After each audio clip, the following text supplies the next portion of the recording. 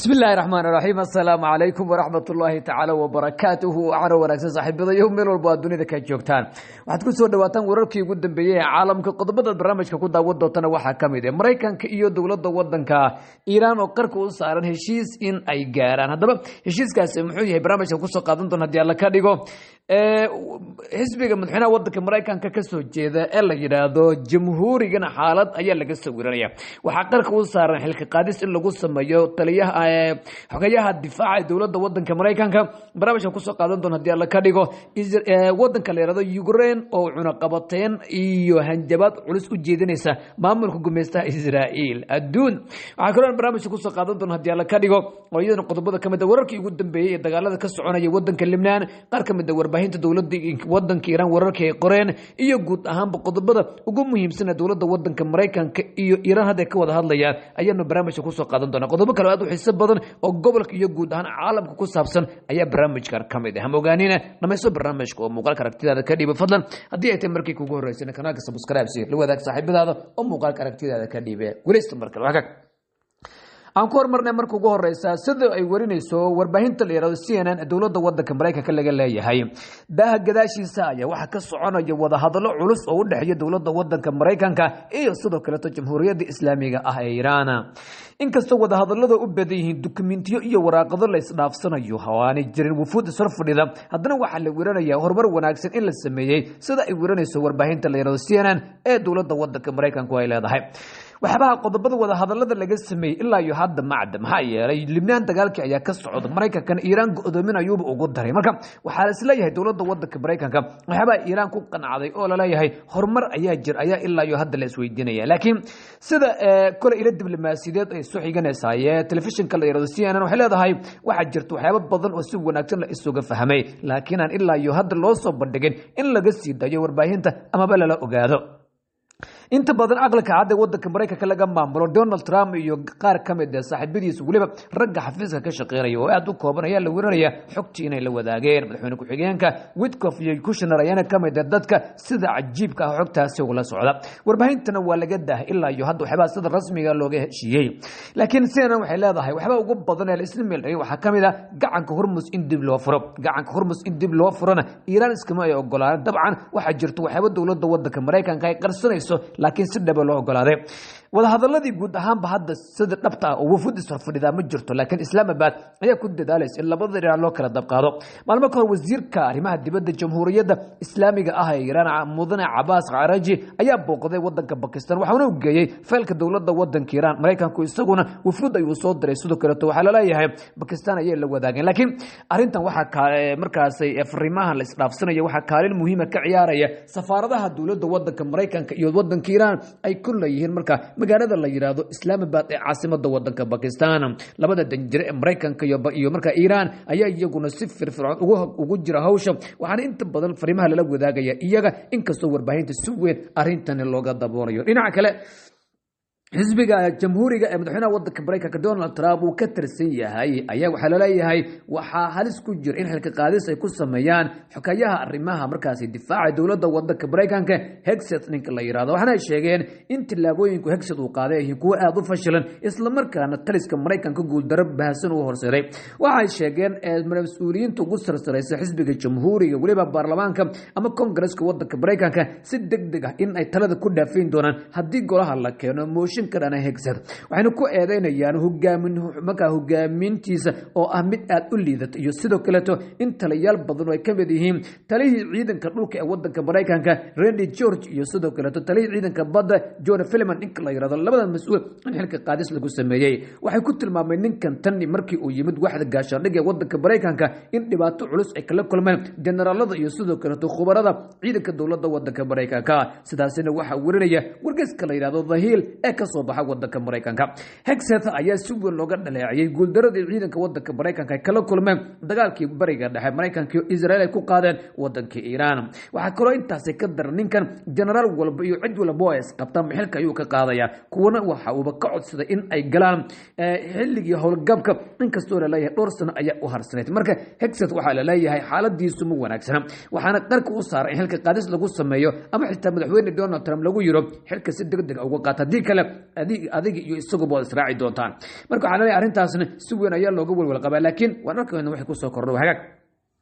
warbaahinta Israa'iil ka soo baxday ee la yiraahdo Yedicood Ahronoot ayaa sheeko cajiib ah warinaysa madaxweynaha wadanka Ukraine Volodymyr Zelensky ayaa warinaya uu shacna ka qaaday sidoo isagu sheegay weeyaane in cunaqabateen adag ay dul dhiga doonaan maamulka gumeystaha Israa'iil waxaanu ku eedeynaya Israa'iil in qamadi laga soo dhacay sidii barnaamijyadeeda horeba aan idinku la wadaagnay oo waliba aad u fara badan oo ilaa iyo 40 tan oo qamadi ka badan Ukraine dekedaheeda oo ay Ruushku la wareegay laga soo qaaday ay Israa'iil iibsanaysa waliba qiimo raqiis ah ayay ku iibsanaysa sida uu sheegayo madaxweynaha wadanka Ukraine Volodymyr Zelensky waxa uu leeyahay Zelensky mas'uuliyiinta Israa'iil kama sheekayn karaan buu leeyahay ama nooma sheegi karaan ama nama oran karaan kama warqabno marakibta imaanaysa dekedaheena sidoo kale tona ma ogin in Ukraine qamadiga laga soo qaadayo in kale waxa yaab leh Volodymyr Zelensky oo wadanka 60% wax ka badan Ruushku kala wareegay xaaladiisna hadda allow sahal tahay sababta uu uga hajabayo Israa'iil oo haysata furihii wadamada reer galbeedka iyo sidoo kale wadanka Mareykanka ma laga yaabaa madaxweyne Volodymyr Zelensky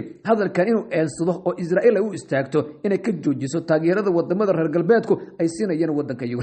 Ukraine qudheeda waxay heshay dhowr mar caawinaad dhinaca militariga ah oo ka timid maamulka gumeystaha Israa'iil marka waxa la leeyahay dhan walba la eego Ukraine hadda xaaladeeda marka ka dambeys aad iyo aad ayay u liidataa sida kale waxa la leeyahay ma qurux badno wadanka dagaalo culus ayayna sidoo kale ku jirtaa ciidanka dawladda wadanka Ruushka ayaa iyaguna weerar culus ku haya magaalada la yiraahdo Odessa waana dekada kaliya ee wadanka Ukraine hadda gacanta ku haysato ama ciidanka iyo dawladda wadanka Ukraine gacanta uga jirta militariga wadanka Ruushka ayaa duqeymo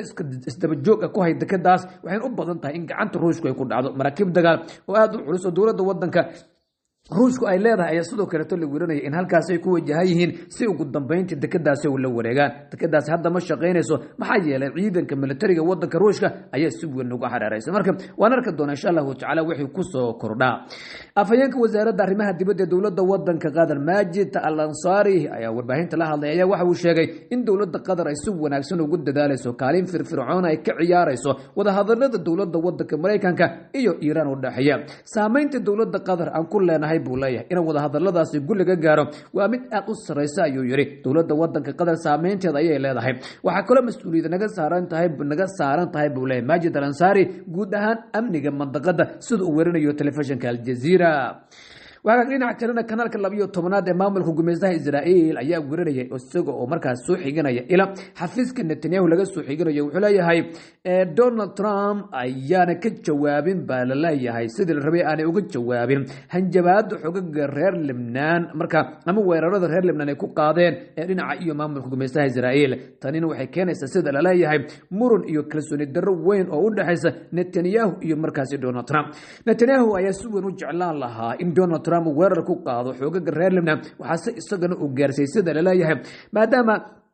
xogaga reer Lebanon Hezbollah xabad joojinta jabiyeen waa sida Israa'iil hadalku u dhigtay xabad joojinta waxa jabiyay maamulka gumeystaha Israa'iil laakiin haddana dhinaca kale Donald Trump waxa la leeyahay Netanyahu si weyn ayuu uga carooday inuusan Trump arintan si wanaagsan uga hadal laakiin Netanyahu ayaa Donald Trump warqad gaarsiyay taas oo ku saabsan in weerar aan kala go'ol lahayn uu ku qaadi doono gudaha wadanka Lebanon si loo jilciyo xogaga gobonimo doonka ee reer Lebanon laakiin 24 saac la soo dhaafay duqeymo culus ay maamulka gumeystaha Israa'iil ay ku qaadeen gudaha wadanka Lebanon laakiin tabadirkeeda iyaguna caana looma la sino diyaarado drones ah iyo gantaalo ayaa lagu xarqiyay Qudus ilaa gobolada Jaliisha la isku yiraahdo ayaa iyagana qiiqaya sidaas daraadeed marka walwal iyo xaalad culus ayaa laga soo wiranaya Lebanon iyo sidoo kale wadanka Falastiin ee gumeystuhu xooga ku joogo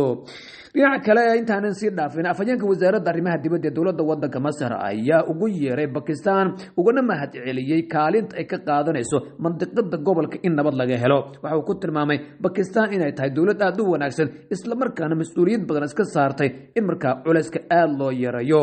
laakiin waxa la leeyahay arintaas wali ma suurtagelin laakiinse way ka mahad celinaysaa dawladda Qatar sida ay u wajahayso marka dawladda wadanka Pakistan wada hadallada u dhaxaya haddaynu eegnana warbaahinta dawladda wadanka Iiraan ayaa iyaduna waxay warinayaan in dawladda wadanka Iiraan ilaa iyo hadda ay si weyn uga aamusan tahay tallaabooyinka ay markaasi ay qaadayso dawladda wadanka Mareykanka wada hadallo ayaa jira ilaa iyo hadda sida qaar ka mid ah muxalliliintu ay warinayaan laakiin warbaahinta dawladda wadanka Iiraan ee la yiraahdo IRNA News ilaa iyo hadda faafahin dheeraad ah kama aanay bixin inkastoo la leeyahay waxa dawladda wadanka gaar ahaan ciidanka ilaalada kacaanka dawladda wadanka Iiraan iyagu waqti badan ku milmayaan wada hadallo hadaladani waxa la sheegaya waxa dowladda wadanka Iran ay ku jirtaa sida la leeyahay diyaar garow culus oo looga jawaabayo fal kasta oo weerar ah oo ka yimaada dhinaca wadanka Mareykanka magaalada la yiraahdo Tehran sida ay guurinayso wakaalada wararka dowladda wadanka Iran la yiraahdana inta badan wadamada loo yaqaano Shanghai heshiiska la yiraahdo Shanghai Cooperation Organization oo loo soo gaabiyo SCO ayaa codkooda ku baahiyay ama ku daray isla markaana sheegay in uu ahaa mid gaf ah oo aan loo baahnayn weerarka wadanka Mareykanka iyo sidoo kale Israel ay ku qaadeen wadamada oo la wariyo ku dhawaad 100 wadan inay ku sii dhow yihiin oo Pakistan iyo Shiinaha iyo Ruushkana ay kamid yihiin waxa la warinayaa arrintaas si weyn inay u dhaleeciyeen waana markii ugu horeysay fariintan oo kala timaado in sida loo dhaleeciyo weerarkii maamulka gumeystaha Israel iyo wadanka Mareykanka ay ku qaadeen wadanka Iran isniintana ka bixin wakaalada wararka Irna la yiraahdana mas'uuliyiin sare oo ka tirsan ciidanka ilaalada kacaanka wadanka Iran ayaa waxa la leeyahay iyaguna weliba uu ku jiro tariixigeenka ahna wasiirka difaaca ee dowladda wadanka Iran ayaa gaaray marka goobihii militariga wadanka Iran waxaan hadda ku guda jira sida la leeyahay dib in loo dhiso sidoo kale tuna si wanaagsan loo hagaajiyo hadii ay meelaha qaar qalab ka burburayna marka in wax badan laga dayactiro waxaana ay dowladda wadanka Iran kaalmo weydiisanaysaa ururkan la yiraahdo SCO oo marka loo soo gaabiyo sida magaciisa ku qoran yani Shanghai Cooperation Organization waan isleeyahay doona insha Allah laakiin dowladda wadanka Iran dadaal culus ayay ku bixinaysaa dhan walba marka la eego inkastoo ilaa iyo hadda aan jirin faafahin dheeraad wadanka ka soo baxday wada hadalada la gurinayo iyo waxa la sheegay hadana dhinaca kale culeys in ay jiraan ayaa la warinayaa wasiir ku xigeenka difaaca dowladda wadanka Iran ayaa isaguna sidoo kale waxa uu tagay sida la leeyahay waxa uu la kulmay saraakiil sare oo ka tirsan militariga wadanka Shiinaha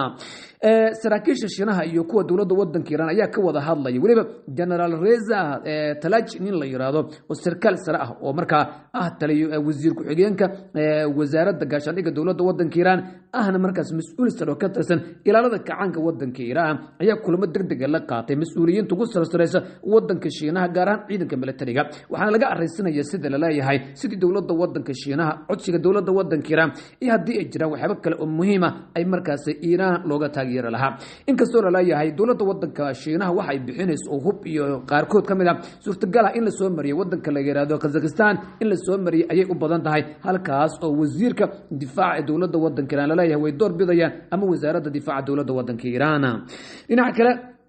afhayeenka wasaaradda arrimaha dibadda ee dowladda wadanka Iran Ismaaciil Qaayi ninka la yiraahdo ayaa wuxuu leeyahay dowladda wadanka Mareykanka wuxuu ku dhaliilay inaanay marna barrun sheegin wax badan oo sharci darro iyo shirqool ka dhana dowladda wadanka Iran in ay markaas ku mashquulsan tahay biyaha caalamiga ayay ku weeraraysaa maraakiibta caalamiga ah bal arintaas sidee suurtagal u tahay dunidana waa iska daawanaysaa Mareykanku waa in lagu la xisaabtama fadqalada iyo waxyaabaha kale ee ka dhanka ah markaas shuruucda caalamiga oo kula dhaqaaqayo guud ahaan caalamka ayuu yiri aad u mahadsantihiin saaxiibadeeyo mar kale intaan dib